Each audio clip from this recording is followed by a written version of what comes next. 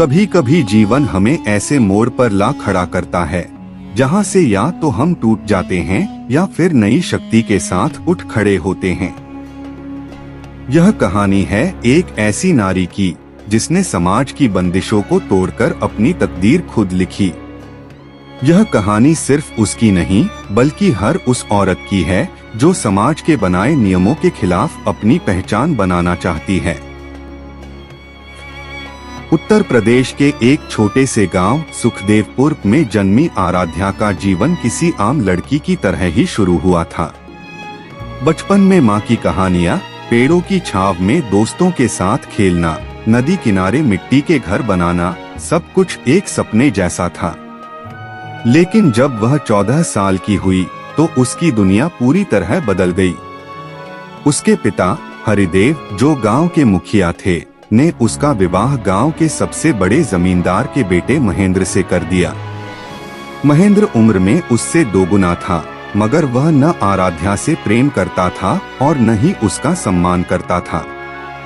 शादी के कुछ महीनों तक तो सब ठीक चला, लेकिन फिर धीरे धीरे उसकी असलियत सामने आने लगी। रात दिन शराब में डूबा महेंद्र जब भी घर आता, आराध्या को अपमानित करता, पीटता और उसके सपनों को रौंदता। ससुराल में सास ससुर भी उसे दबाकर रखना चाहते थे। गांव की औरतें उसे ताने मारती, पति परमेश्वर होता है, औरत का धर्म है सहना। आराध्या को लगता कि वह किसी अंधकार भरी गुफा में फंस गई है, जहां से बाहर निकलने का कोई रास्ता नहीं। मगर एक दिन कुछ ऐसा हुआ जिसने उसकी पूरी सोच बदल दी। एक रात जब महेंद्र शराब के नशे में धुत होकर घर आया तो उसने आराध्या को बेरहमी से पीटा, मगर इस बार वह चुप नहीं रही। उसकी आंखों में अब न आंसू थे न डर। वह उठी और महेंद्र की ओर देखा।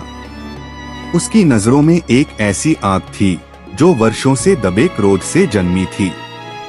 बस अब और नहीं, उसने गूंजती हुई आवाज में कहा। महेंद्र ठिठक गया। उसने पहले कभी आराध्या को इस तरह नहीं देखा था।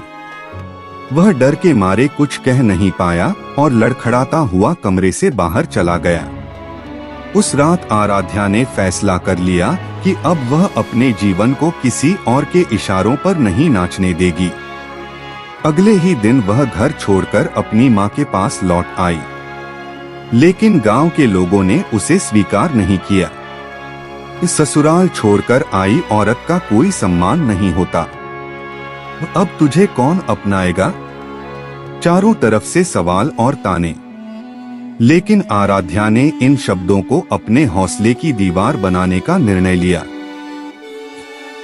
गांव में कोई उसे सहारा देने को तैयार नहीं था, मगर उसकी मां ने उसका साथ नहीं छोड़ा। उन्होंने अपनी थोड़ी बहुत जमीन बेचकर उसे शहर भेजने का फैसला किया। आराध्या शहर पहुंची, मगर वहां भी संघर्ष उसका इंतजार कर रहा था। शहर में न कोई जान पहचान, न कोई ठिकाना। उसने छोटे मोटे काम करके अपनी जीविका शुरू की। दिन में सिलाई का काम करती, रात को पढ़ाई। धीरे धीरे उसकी मेहनत रंग लाई और वह एक प्रतिष्ठित कंपनी में नौकरी पाने में सफल हुई। लेकिन उसकी असली परीक्षा अभी बाकी थी। एक दिन ऑफिस में एक महिला उसके पास आई जिसकी आंखों में दर्द था। तुमने कैसे खुद को इस नरक से निकाला? उस महिला ने पूछा। आराध्या ने महसूस किया कि वह अकेली नहीं है। न जाने कितनी औरतें इसी दर्द से गुजर रही हैं, मगर उनके पास कोई रास्ता नहीं है। उसी दिन उसने फैसला किया कि वह न सिर्फ खुद के लिए बल्कि उन सब के लिए लड़ेगी जो अन्याय सह रही हैं। उसने एक संगठन बनाया, शक्ति, जो घरेलू हिंसा से पीड़ित महिलाओं की मदद करता। पहले तो कुछ ही महिलाएं उसके साथ जुड़ी, मगर धीरे धीरे उसकी मुहिम पूरे राज्य में फैल गई। अब वह सिर्फ आराध्या नहीं थी, बल्कि हजारों महिलाओं के लिए एक मिसाल बन चुकी थी। कुछ सालों बाद जब आराध्या फिर से अपने गांव लौटी तो सब कुछ बदल चुका था। अब वहाँ की औरतें चुपचाप अन्याय सहने के बजाय आवाज उठाने लगी थीं। उसका संगठन पूरे देश में प्रसिद्ध हो चुका था।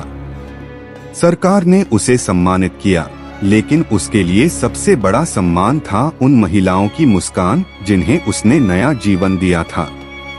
एक दिन जब वह अपनी माँ के साथ घर के आंगन में बैठी थी, तो उसकी माँ ने उसकी ओर देखा और कहा, आज मैं तुझ पर गर्व महसूस कर रही हूँ बेटी।